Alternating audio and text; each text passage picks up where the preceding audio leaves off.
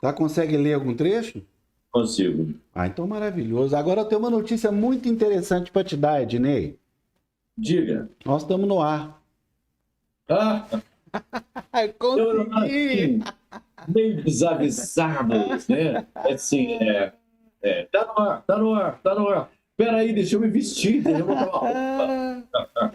Gente, Já tô. muitíssimo boa noite a todos. Bom dia, boa tarde para quem assistir este Sempre um Papo após a exibição. Meu nome é Afonso Borges, eu faço o projeto Sempre um Papo há 35 anos. Agora eu estou começando a fazer uma diferença. Há 34 anos presencial e há um ano nesse formato que eu brinco, que é o digital com afeto, que é o jeito que eu consegui fazer com que todo mundo se, se, se irmane, se fique um pouco, a gente sinta um pouco mais próximo deste olho de vidro que transformou a nossa vida, né? A gente tem óculos, tem televisão, tem computador e vive nesse mundo digital, como diz também o nosso querido Silvio Meira. Então, para o Sempre um Papo, nem tantos problemas tivemos assim, porque há uns 20, 25 anos, nós gravamos os eventos presenciais, nos colocamos aí, os depositamos nesse espaço que você está no YouTube. Aí nesse YouTube do Sempre um Papo tem quase 400 programas gravados ao longo desses anos. Maratonem, visitem, pesquisem aí, tem muita coisa legal. E transmitimos também ao vivo pelas redes sociais. Então a gente chegou nesse ambiente digital já com muita experiência. Então conseguimos transportar com certa leveza.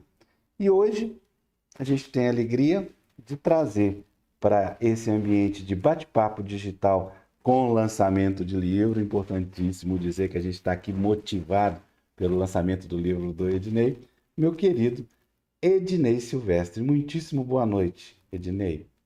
Muito boa noite.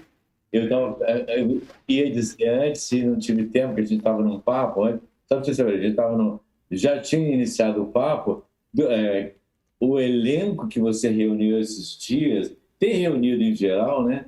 É estupendo. Eu fiquei orgulhosíssimo de estar no meio desse elenco. E hoje, então, comigo, quer dizer, comigo, logo após, tem a Flávia de Oliveira, quer dizer, noite com uma linda estrela, uma grande estrela. E ainda para completar, enquanto você falava, falei, a imagem dele é muito boa. O que tem ali atrás? Aí falei, tem o livro do Lira Tem o Neto. Lira Neto. E fala, eu não estou vendo nenhuma lombada de livro meu. Ah, Aham. não vem não, que eu tenho a alegria e a felicidade de ter lançado todos os seus livros, sem exceção. E agora eu quero uma palavra sobre isso. Eu fiquei pensando, assim, o Ednei, eu lembrei muito do Oswaldo França Júnior. Oswaldo França Júnior, o meu querido irmão, amigo, que faleceu infelizmente em um acidente, dizia assim, que o grande desafio de um escritor, isso ele falava isso há 20 anos atrás, era se transformar em, de fato, um escritor em tempo integral. Por quê? Ora, pelo histórico que a gente vai trazer desde Drummond, que foi funcionário público a vida inteira para conseguir escrever, mas não é muito diferente hoje, não. O escritor que se dedica, se quer se dedicar integralmente ao livro, tem que ter outra profissão. E o Ednei é essa pessoa que veio do jornalismo e trouxe com ele a inquietação. Eu fiz uma brincadeira aqui, eu estou fazendo uma apresentação do Ednei mais para me divertir junto com ele aqui, porque se eu for apresentar o Ednei, não vai ter programa, vai ter só apresentação, encerrando e fechando. O Ednei é jornalista, escritor, roteirista de documentário, foi assistente de direção, Domingos Oliveira, foi diretor também. Diretor foi, né? Porque ninguém deixa de ser diretor. Teatrólogo, fez aquela peça Boa Noite a Todos, que eu tive a felicidade de assistir Dona Fernanda Montenegro lendo. Foi criador e apresentador daqueles seriados lá foi em 2010, Os Brasileiros, 2009, eu acho. 2009, né? Fez não só isso, ele criou o seriado também. E na Globo News, ele criou o programa Milênio com o Paulo Francis. E aí vem a loucura deste que vos fala. Quem sou eu para entrevistar, conversar com o Ednei Silvestre? Uma pessoa que Ah, entrevistou tanta gente aqui, que os programas que eu assisti com o maior prazer do mundo, que é o Globo News Literatura, né? Com John Updike, Mário Vargas Llosa, Lígia Fagundes Telles. Eu estou lendo aqui a lista, mas vocês podem imaginar quem que vocês quiserem aí, que o Ednei já entrevistou e com extrema excelência. Mas vamos ao que interessa. Romance. Convidei a todos para conversar com vocês sobre o Ednei, que já fez, já escreveu. Fora os livros de jornalismo e reportagem, né? Os anteriores, eu lembro, qual que eu lembro muito? Dias de Cachorro Louco, eu tenho.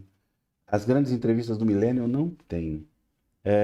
Aquele de crônicas, Outros Tempos, eu lembro. Outros Tempos eu acho que a gente lançou, Ednei. Foi. Acho que nós lançamos.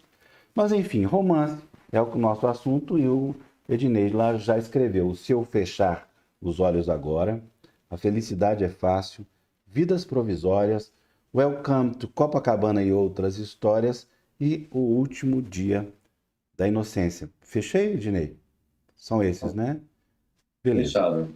Então agora estamos aqui motivados, por favor, está aí nos comentários um link de compra que a editora Globo, a Globo Livros colocou, por sinal também o Ednei pode falar da nova editora, com desconto colocado para quem quiser comprar. Então, quem tiver aí nos comentários já vai ficar sabendo desse novo livro. Mas o nosso momento é o momento dos amores provisórios, não é isso, Ednei? Não, improváveis. As vidas é que são provisórias. Ah, é isso exatamente. Eu falei tanto que errei o título, que vergonha. Os Amores Improváveis. É um livro onde o Ednei se aventura pelo romance histórico. Mas é muito complicado falar desse livro com tanta facilidade, porque o Ednei ultrapassa algumas fronteiras que eu fiquei muito feliz de vê-lo ultrapassá-las, mas também incomodado. E se incomoda é bom. É bom. É bom. Incomodei com a estética, com a estrutura, com o estilo seco, sem fazer muita descrição, com o foco no sentimento e na situação que envolve os personagens, em especial essas duas mulheres. Então, minha pergunta vai do início dessa história, focada no mais difícil do romance histórico, na minha opinião, que é o lugar. Por que você escolheu Ourinhos? Ourinho não existe, né? Existem vários ourinhos no Brasil, mas em São Paulo, em Minas, tem, acho que é na Bahia, no sertão da Bahia, mas a Ourinho é uma composição que inclui catas altas, que tem um aspecto, eu jogava de catas altas, um tanto de Tiradentes, que é uma grande paixão minha, e um tanto de Valença, que é a minha cidade, né? Valença teve o café, né? Foi uma das cidades do ciclo do café.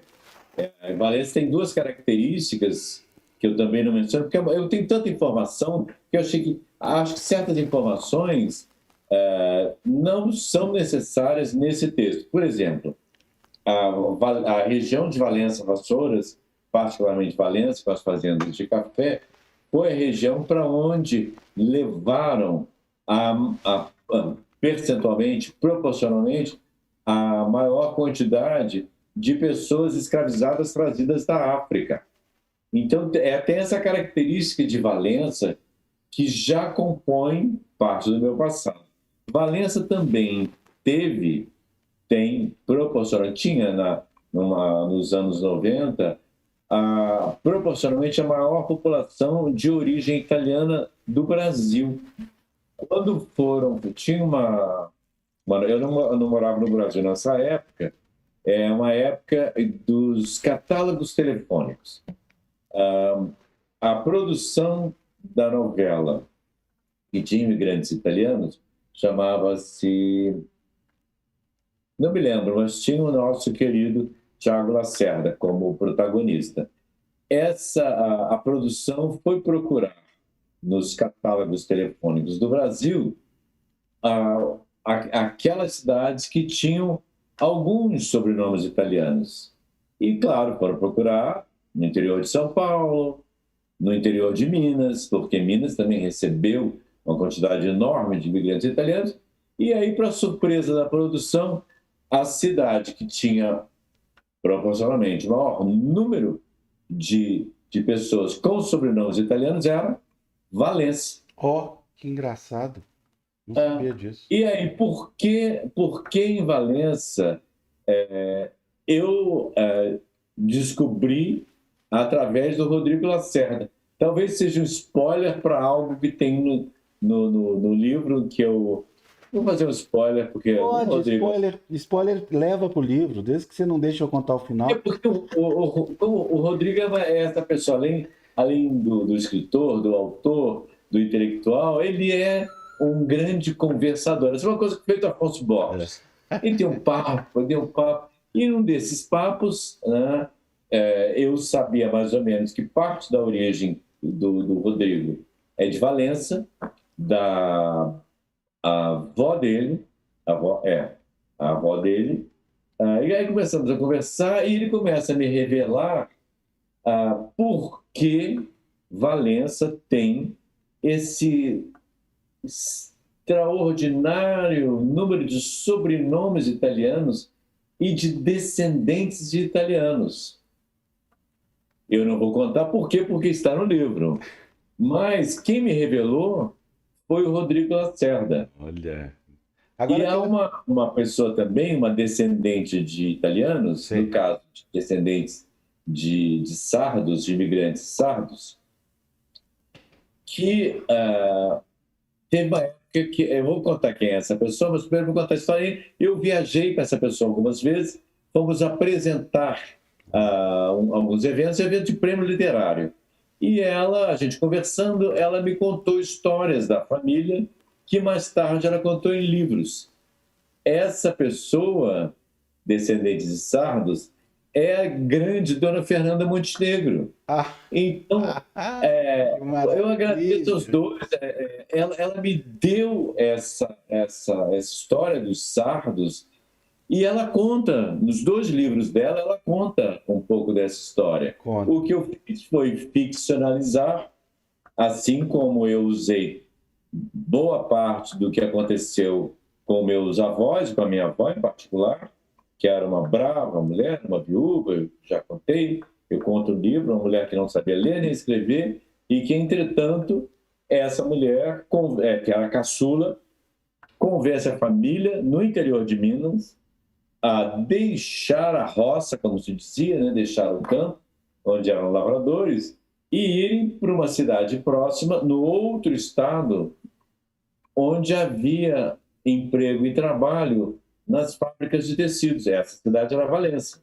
Então, lá ela conhece essa pessoa com quem ela irá se casar. Ela já próxima dos 30 anos, eu acho que até já tinha feito 30 anos, ou seja, naqueles tempos era uma solteirona, uma mulher velha.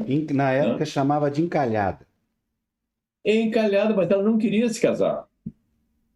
Ela não queria se casar, não.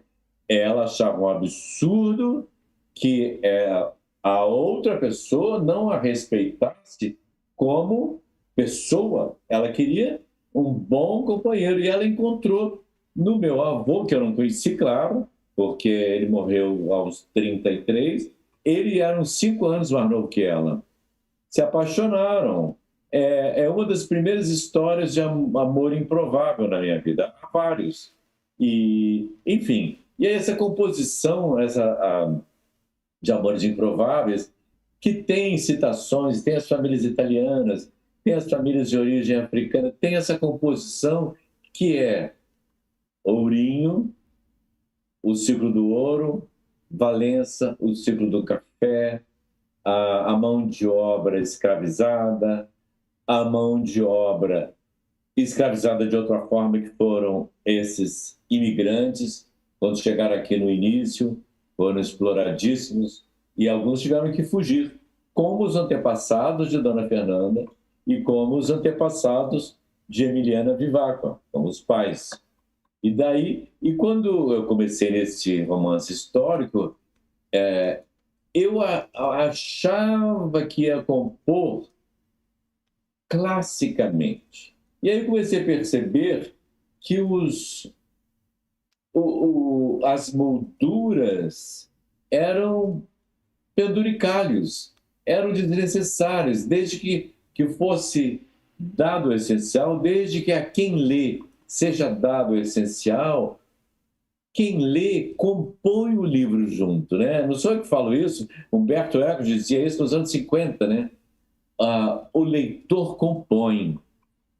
Então, eu achei que podia ousar, e imagino que muita gente vai cair de pau, ousar assim, fazer um romance conciso, assim, vou comparar alto porque foi meu amigo Léo Jaime que me deu, que me comparou dessa forma. Assim como Ray Bradbury compõe ficção científica, em que ele sabe a ciência, tira muito da ciência para dar apenas o essencial e fica no humano, é isso que eu tentei no Amores Improváveis.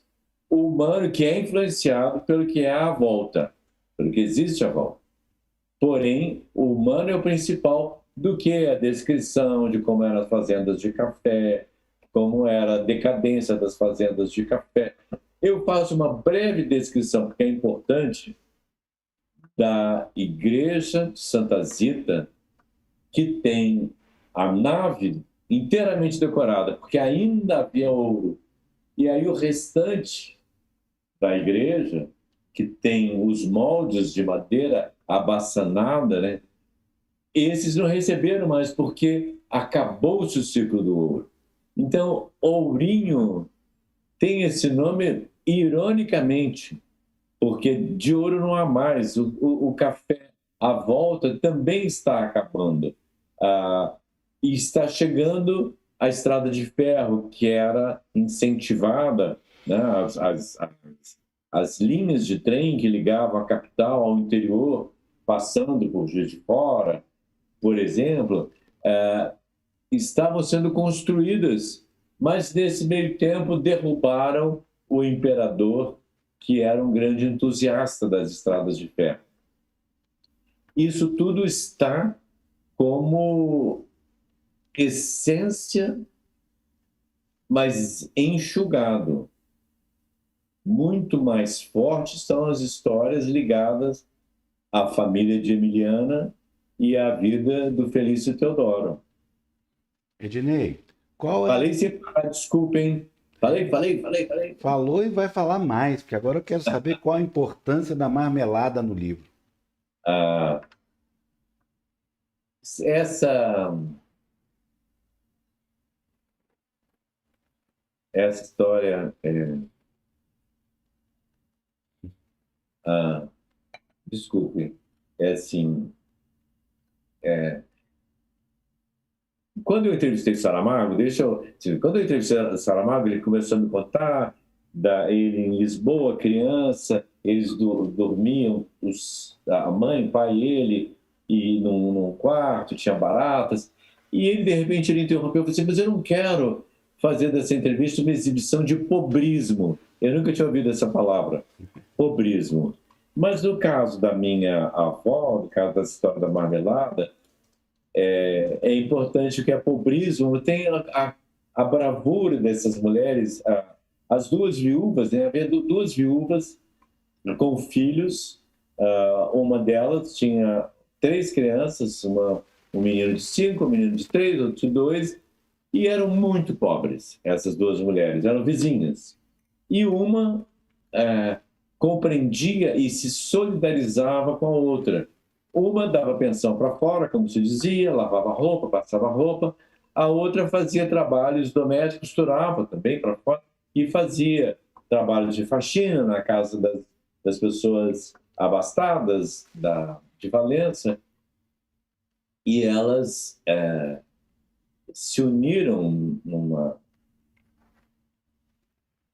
certa época, com essas crianças pequenas de ambas, elas descobriram que se guardassem o mínimo do pagamento que recebiam ao final do mês, elas juntariam esses ganhos, parcos ganhos, e podiam comprar uma lata de marmelada.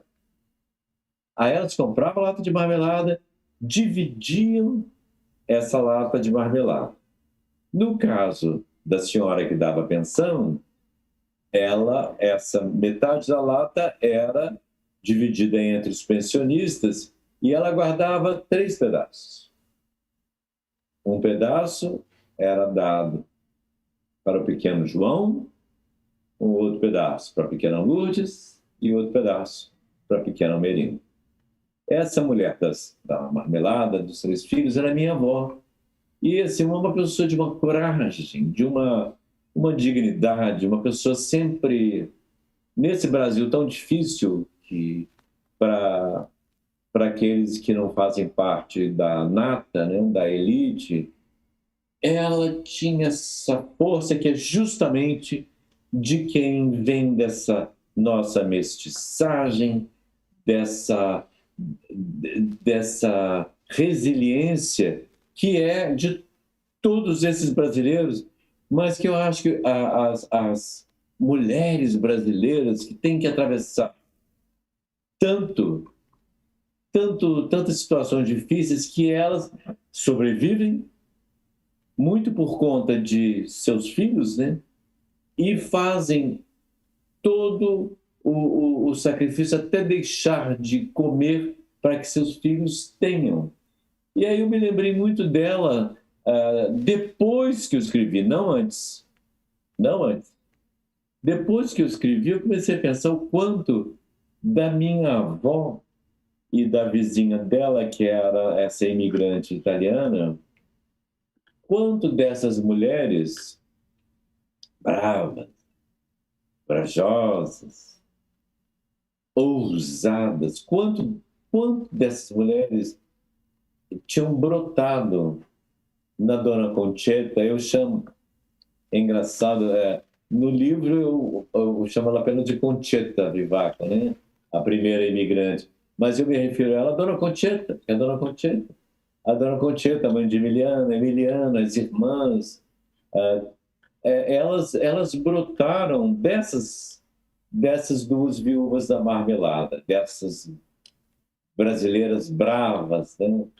que nos formam até hoje, né? Eu sou um repórter, quando falando de escritor, eu escrevo o tempo todo, porque eu sou repórter, eu escrevo o tempo todo, né? Eu escrevo textos, sejam jornalísticos ou sejam ficcionais.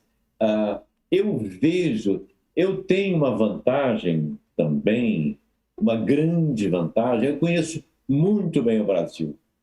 Eu viajei por todo o Brasil, eu conheço muitíssimo bem o nosso país, eu conheço a nossa gente, né? Quando eu criei o programa Brasileiros, que eu apresentei com 2 repórteres maravilhosos, né? Era assim, eu sabia do que eu estava falando, dessa nossa gente. Eu sou um pouco, isso que eu falo, sou um pouco como um idealista míope. Não sou o idealista míope.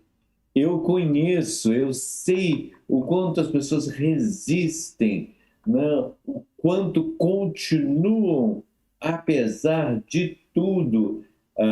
Eu agora há pouco estava um rapaz que eu conheci, um rapaz negro, que passou por... teve 9 acusações de roubo à mão armada, não é nada disso. A polícia encontrou uma foto dele no Facebook, começou a usar essa foto, e aí quando mostra a foto do rapaz negro ao lado de pessoas brancas ou nossos mestiços brasileiros, as pessoas reconhecem, sim, foi esse. Só que não podia ser ele, porque ele não só não estava nesses locais, como ele estava trabalhando e com prova de que estava trabalhando. Mas ele continua com essa força que eu vi. Agora vou citar uma pessoa maravilhosa que eu entrevistei. Foi a última entrevista do Paulo Freire. Por acaso, né? O Paulo Freire não estava particularmente doente, ele era uma pessoa que tinha sido muito debilitado pelos maus tratamentos que ele recebeu na ditadura, mas enfim. Ele me disse: alguma coisa assim. A palavra muito melhor do que eu posso lembrar aqui, que ele não veria o Brasil que ele sonhou, mas mantinha a esperança de que os netos, ou os filhos, ou os bisnetos viessem a ver. E isso é nosso, né? Temos essa fé brasileira, profissão esperança, né? Antônio Maria disse, mas não é apenas profissão, temos isso, é isso que nos toca, é isso que nos mantém para frente, mesmo nas piores condições. E eu espero ter dado a essas mulheres que me inspiraram, ter feito a elas uma homenagem digna delas, né? Você consegue olhar para trás em seus romances anteriores e identificar mulheres dessa natureza nos anteriores? É claro que eu estou me referindo à Dona Fernanda Montenegro. Olha, todas a grande dona Fernanda Montenegro disse para mim, depois de fazer a leitura do Boa Noite a Todos, ela disse assim, você é um autor feminista. E eu cresci assim, dentro da... Fico muito orgulhoso de imaginar que eu compreendo, que eu sei do que eu estou falando. Quando, no meu primeiro romance, Fechar os Olhos Agora, os 3 personagens principais, centrais, são 2 meninos e um velho, né? O Paulo, o Eduardo e o Biratã. Mas a personagem que domina o livro inteiro é uma mulher. É a Anitta. E a Anitta é negra. Eu não tinha me tocado disso. O Paulo, que é o narrador do livro, é negro. Eu também não tinha me tocado disso.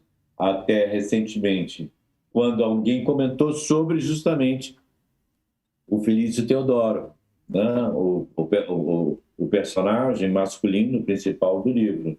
Aí depois, bom, a felicidade é fácil, na felicidade é fácil, o equívoco inteiro acontece por conta de uma situação racista. Eles sequestram o menino branco, porque não acreditam que o menino de pele escura é que fosse o filho dos milionários. Enfim, por aí vai. Isso é parte da minha formação, né? dessa minha situação de Valença. Valença é uma cidade com esse passado, né?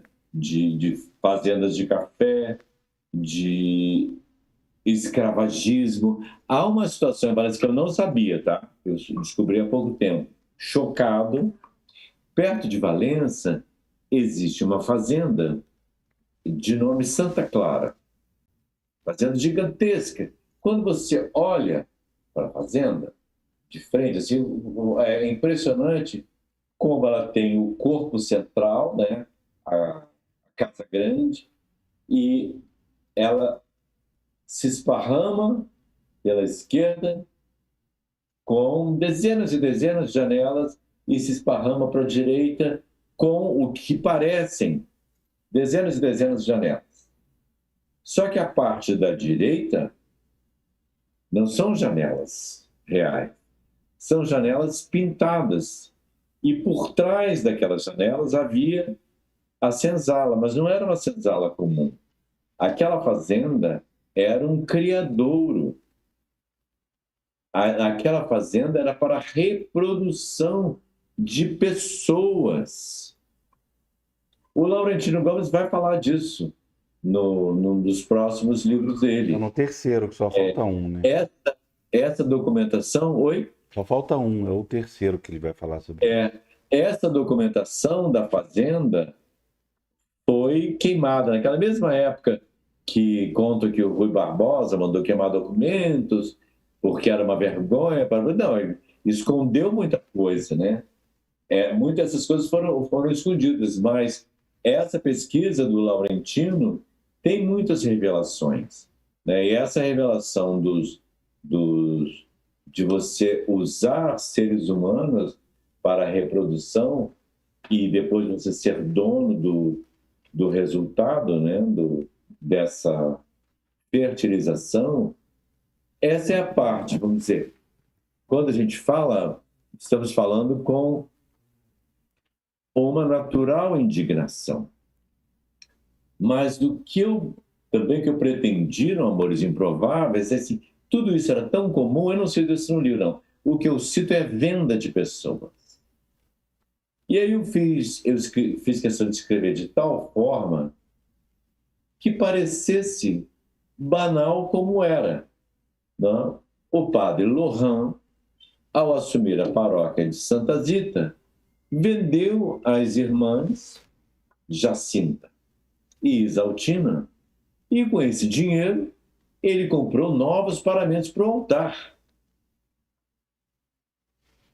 Eu não faço comentários. Num romance histórico tradicional, haveria, eu deveria ver. Eu acredito que quem lê é que tem que perceber naquela banalidade, não quero usar a banalidade do mal para não chegar a Hannah Arendt, que é, enfim, é outro quadro, mas para chegar àquilo, assim, foi muito simples. Peraí, Dinei, eu gostei dessa, porque assim... Ele precisava tirar os paramentos, ele vendeu 2 pessoas, Pois é, irmãs. nesse campo simbólico que você explorou e está nos contando, com um certo spoiler, mas eu estou achando ótimo, tem também coisas que o leitor vai descobrir aos poucos. Entre elas, a homenagem à Luz del Fuego, não é? Você podia falar disso. Ah, ah. Primeiro, vamos ter que explicar quem era a Luz del Fuego.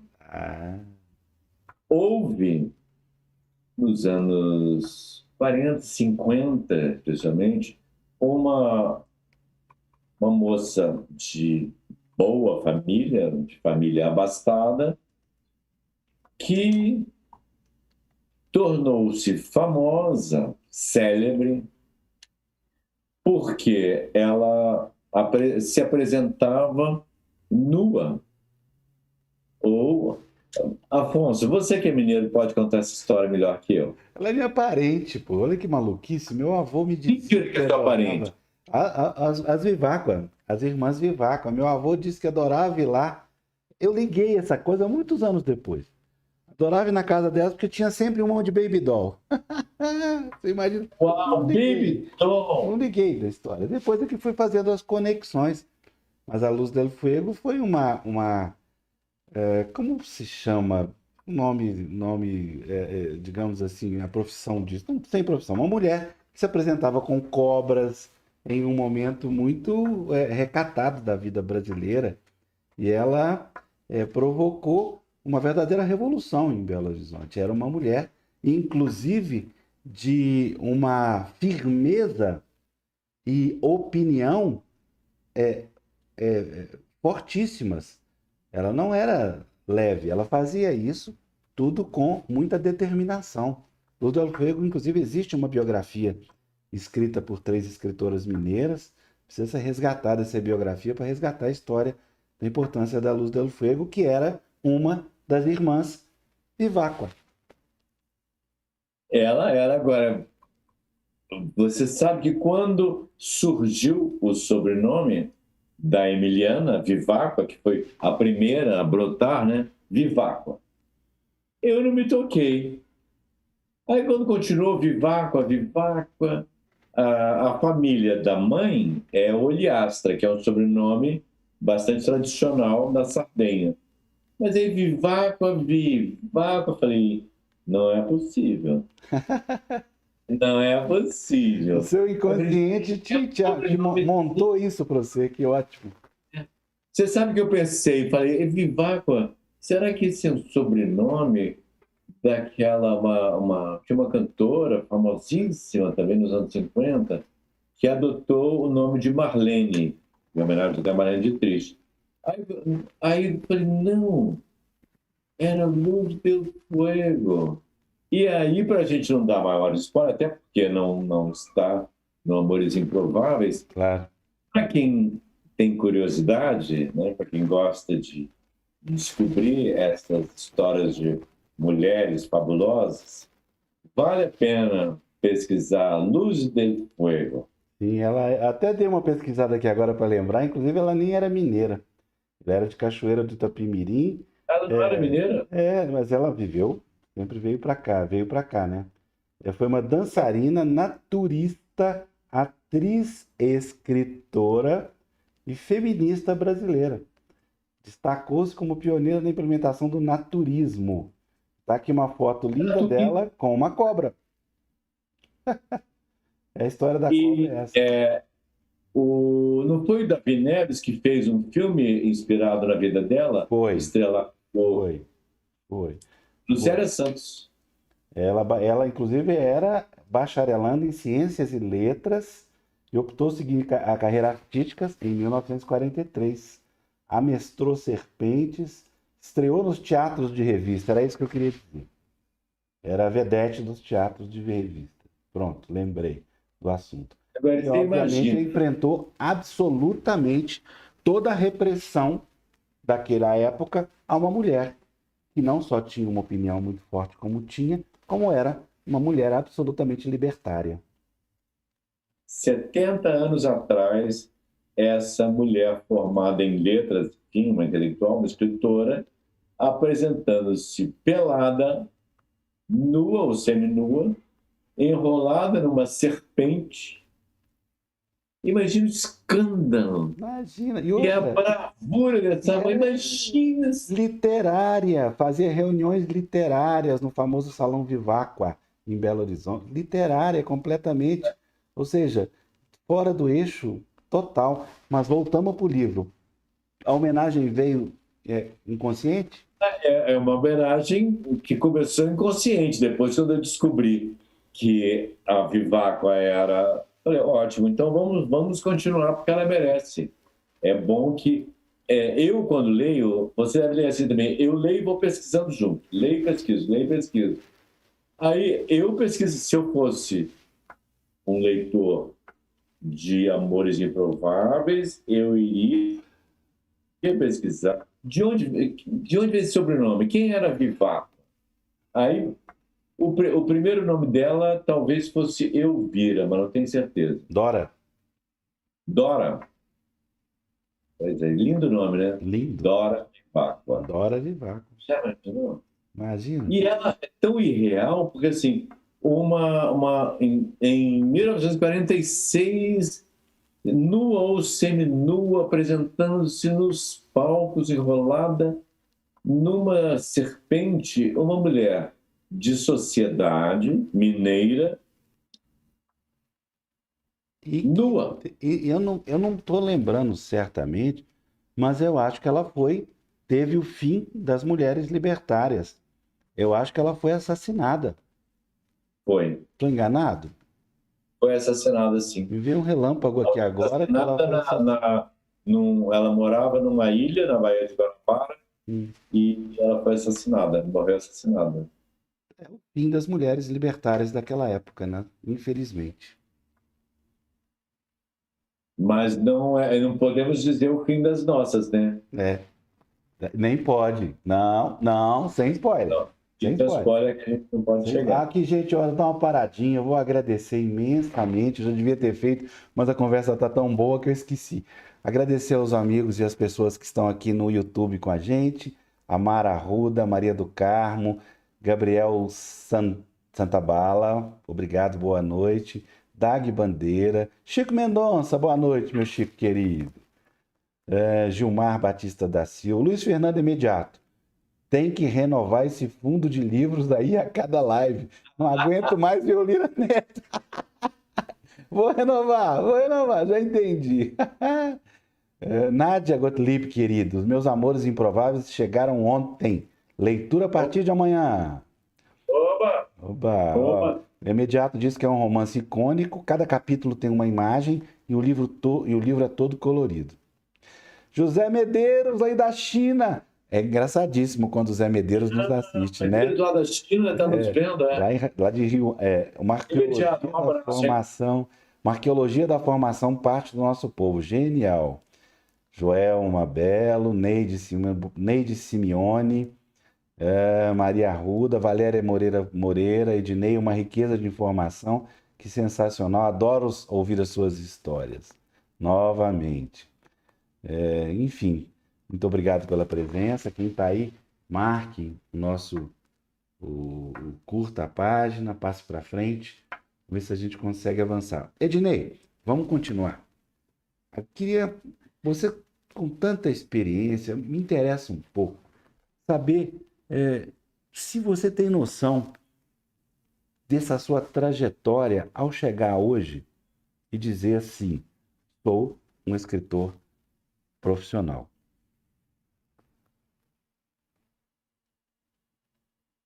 E eu peço até que antes, enquanto você pensa, para lembrar um pouco das suas origens também, né?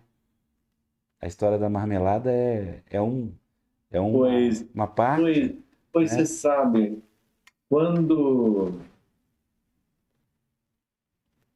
eu fechei o Amores Improváveis, pensando, né, na Dona Maria é minha avó. Aí pensando assim, falei,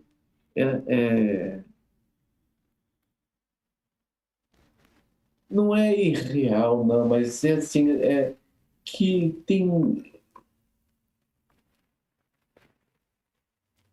eu tenho um sentimento de gratidão tão grande a ela. Tem uma história dela que é muito linda. Eu já morava no Rio, mudei para o Rio com 16, 15 para 16 anos, eu morava no Rio. Ela devia estar com 80 ou 81. E eu cheguei em Valença, na casa dos meus pais, e encontrei a vovó na mesa de comer, na cozinha. Ele tinha uma cozinha, tinha uma copa, tinha uma cozinha. E estava com o meu irmão, mais novo que eu, bem mais novo, tudo. E ela estava com um caderninho na frente, escrevendo alguma coisa. Aí eu perguntei, vó, tá fazendo o quê? Aí ela disse, estou aprendendo a assinar meu nome. Até aquele momento eu não sabia que ela era analfabeta, porque ela era uma mulher tão inteligente. Ela falava de política, ela discutia desde a criação de Brasília, a ida do homem à Lua, as transformações, ela discutia a política do Estado do Rio, tinha um candidato a governador que ela era, chamava-se Roberto Silveira, que ela achava admirável, enfim. E o Juscelino Kubitschek, e só naquele momento que eu descobri que aos 81, acho que era 81, 82, acho que era 81, a minha avó estava aprendendo a ler.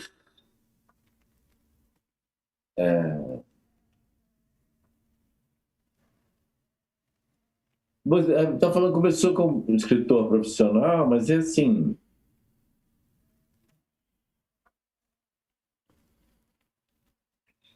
em algum momento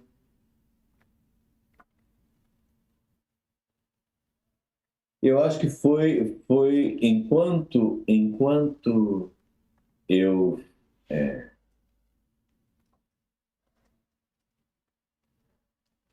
acho que foi enquanto eu via a Fernanda Montenegro lendo a minha peça, eu tive um entendimento do que eu estava fazendo, querendo dizer que a Fernanda era no palco a Maggie. E aquilo que eu tinha escrito, quando ouvido, quando interpretado, era uma criatura, né?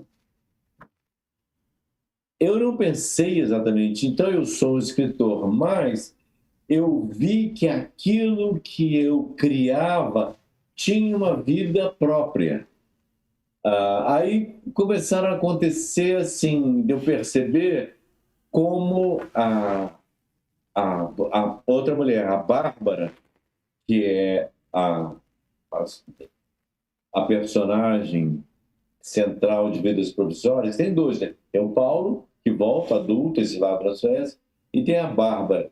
A relação dos leitores, leitoras com a Bárbara é como uma criatura pulsante, assim. Então, eu nunca imaginei, sou um escritor, mas eu tenho um prazer em saber que essas criaturas que saíram sei lá de onde, elas são abraçadas por outras pessoas. E isso é, talvez, ser um escritor profissional.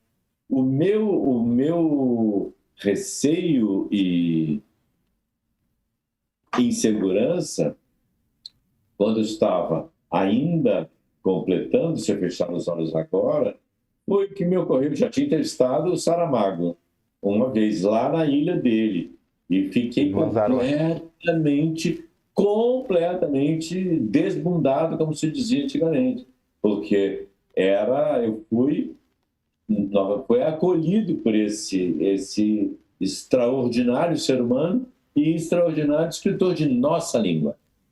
Esse era da nossa língua, né? Da língua portuguesa. Aí, quando eu estava escrevendo Se Eu Fechar os Olhos Agora, que é também um romance histórico, de certa forma, aí me deu o susto que me deu foi: se eu publicar, eu sou Silvestre. Silvestre fica na mesma linha de Saramago na livraria. Eu vou ficar na mesma linha de Saramago. E não me achei merecedor. Até entender depois, por conta também de tudo que o Saramago disse para mim, e nos disse, né? Porque foi partilhada, foi uma entrevista partilhada. Eu pensei assim: eu nunca escreverei como Saramago. Mas nunca ninguém escreverá como Saramago. Ninguém, jamais. E ele escreveu como ninguém escreveu.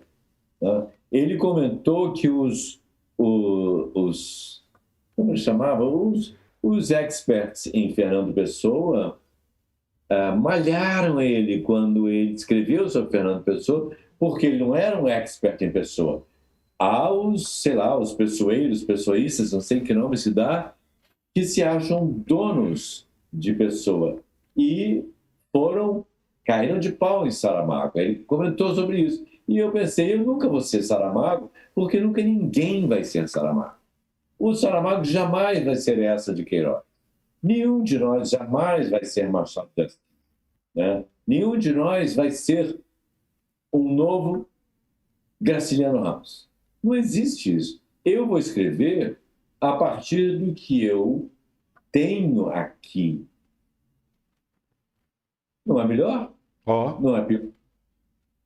É outro que eu tenho que buscar. É uma solução que Aí, resolve uma equação eterna, né? Que é o mistério da criação, no fundo. Todos temos essas perguntas que são também perguntas eternas, né, Ednei? E entre elas, eu queria te perguntar, agora nós já estamos acabando, mas não quer dizer nada, a gente pode ficar aqui até amanhã cedo, porque está ótimo. O que você não, considera? tem aquele da Flávia daqui a pouco. Ah, não, mas tem um intervalo, a gente tem tempo.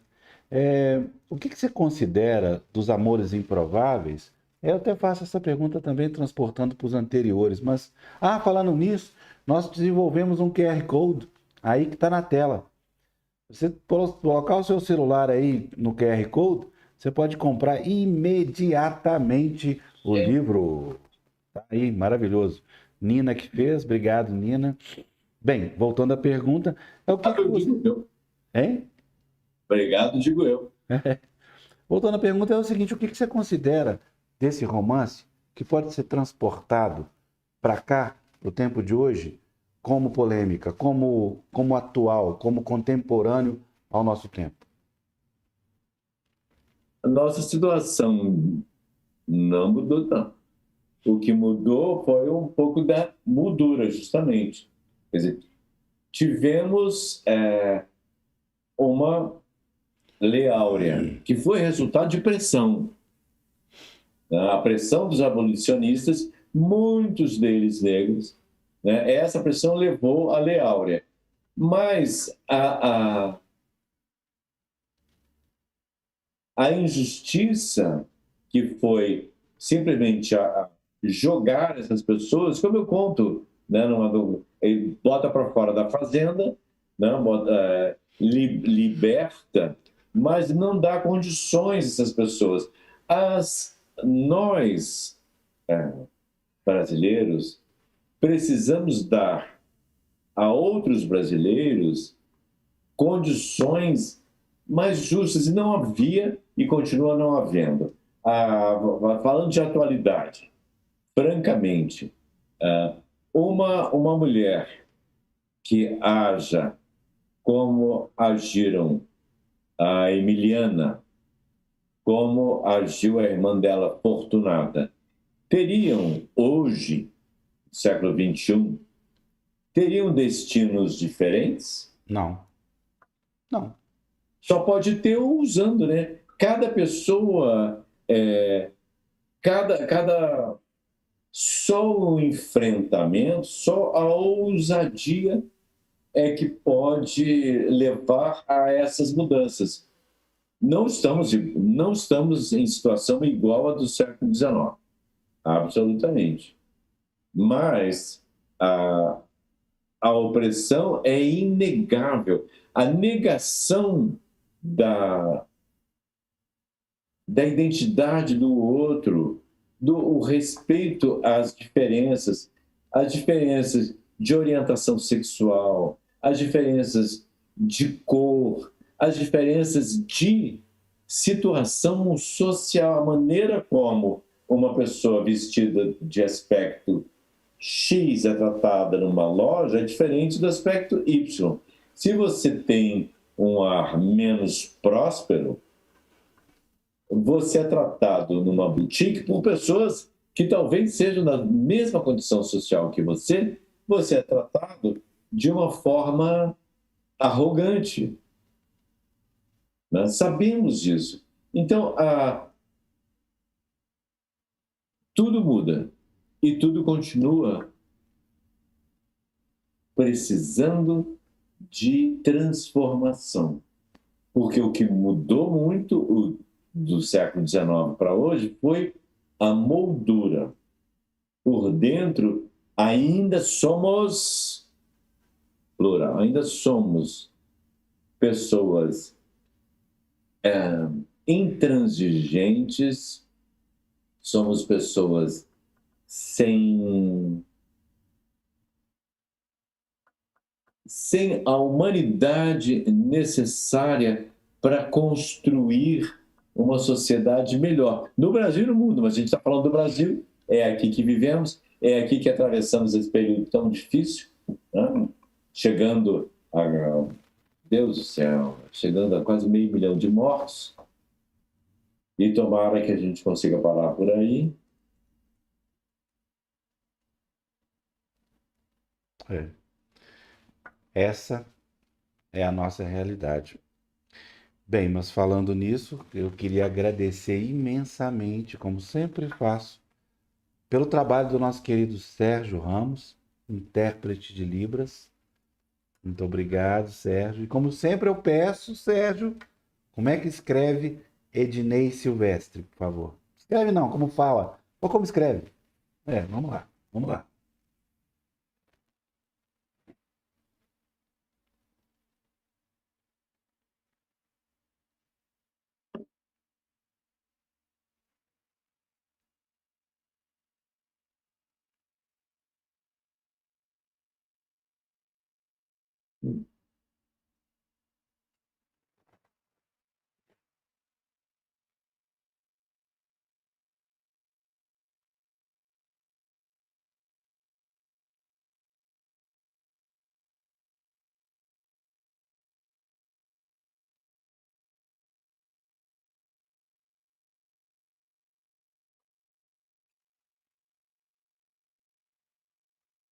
Muito obrigado, muito obrigado, muito obrigado. Obrigado, Sérgio. Muito obrigado. Obrigado, Sérgio. Ednei, chegamos ao fim, sem querer chegar ao fim. Agradeço imensamente. Espero que todos que assistiram e que assistirão essa live corram para comprar Amores Improváveis, editado pela Globo Livros. E para encerrar, Ednei, se não for pedir muito, será que você pode fazer uma leitura de um trechinho? Se é que seu olho permite aí, não sei se você teve um problema, uma intervençãozinha no olho. Eu tive que fazer uma intervenção aqui no meu olho, mas eu acho que eu consigo. Vamos lá. Se eu não conseguir, a gente para no meio, vai, bota para fora do palco. Bora. Emiliana viu Feliz, Teodoro. E ela diz: a pele desse moço tem cor de jabuticaba. Ela pensou, sem nem perceber que pensava, enquanto descia da charrete e pegava sobre o banco de madeira o bornal com o almoço do pai, e o homem jovem descia o degrau, saindo do estabelecimento, agora exibindo na parede esquerda da fachada a pintura recente indicando ser ali o Empório Vieira e Viváqua, colocando no bolso e dizendo: a pele desse moço tem cor de jabuticaba. A primeira impressão que o criador de porcos provocou na filha mais velha dos Viváqua podia ser expressa em algumas poucas palavras de uma menina de 14 para 15 anos. Porém, estavam carregadas de muitos outros significados não percebidos imediatamente por Emiliana, que nem sabia que não era mais uma menina de 14 para 15 anos. Eram uma referência ao azulado cambiante ou entre tons fugidios de marrom e negro do fruto pequeno e redondo, que precisava ser enfiado na boca e mordiscado de leve para a casca espessa se abrir e soltar entre os dentes e a língua o líquido grosso de um caroço rijo, envolto em macia polpa branca de sabor doce, mas não muito, que apenas uma vez por ano brotava pelos galhos retorcidos e pelo tronco da árvore em que gostava de trepar quando ainda lhe era permitido trepar em árvores. É o primeiro pensamento erótico da menina Emiliana. Maravilha. Gente, desculpa a leitura, mas do lado esquerdo, eu estou com esse foco. Dentro de 10 dias, parece, estarei chegando melhor. Maravilhoso, Ednei. Olha, muitíssimo obrigado, Ednei. Todos aí de olho no livro novo do Ednei, vamos comprar. E agradecer, passar a palavra para esse meu querido amigo, desejar que este seja uma continuidade de uma imensidão de livros que ainda leremos de você, viu, Ednei? Você está fazendo muito bem para as pessoas e escrevendo cada vez melhor. Poxa, muito, muito, muito, muito obrigado. Eu estou particularmente feliz com essa edição. Quem ainda não viu, é uma edição linda, de capa dura, ilustrada. Assim, os comerciais antigos, a pessoa exibia, olha como é bonito, um livro bonito, de capa dura, mesmo. Eu fui muito feliz na editora Record, onde eu tive um longo tempo. Foi um belo casamento e fui feliz no tempo que eu também no livro que eu publiquei com a Intrínseca, que é Vidas Provisórias. Mas esse aqui é um livro composto, é um romance composto com imagens que ajudam a perceber a história. Vou fazer mesmo como naqueles comerciais de antigamente. E tem para nós que amamos livro, tem um papel, tem um cheiro, tem um papel tão gostoso de pegar. E essas imagens que ajudam a contar a história foram escolhidas minuciosamente pela editora Amanda Orlando e eu, mas Amanda principalmente, com uma pesquisa minuciosa, e alguém usou uma palavra, um adjetivo que eu adorei. Assim, é um livro caprichado. Caprichado é muito bom. É antigo. Claro que é um livro caprichado. A gente falava aos professores, sua redação tá caprichada, hein? Não lembra? Caprichado essa redação. Muito obrigado, Ednei. Muito obrigado a quem nos assistiu. Ednei, não vou despedir, não. Vou falar assim, até daqui a pouco, até a próxima. Até o próximo. Obrigado a todos que estão nos assistindo, né? E que irão nos assistir. Muito obrigado. Realmente é um prazer poder partilhar com vocês e partilhar com o Afonso, né? Uma pessoa que vem acompanhando essa minha carreira desde o início do século. Desde o livro de crônicas, muito antes de tudo. Isso, não, foi ainda no século passado. Foi isso, pode ter certeza. Abraço, gente, muito boa noite. Um abraço, muito obrigado.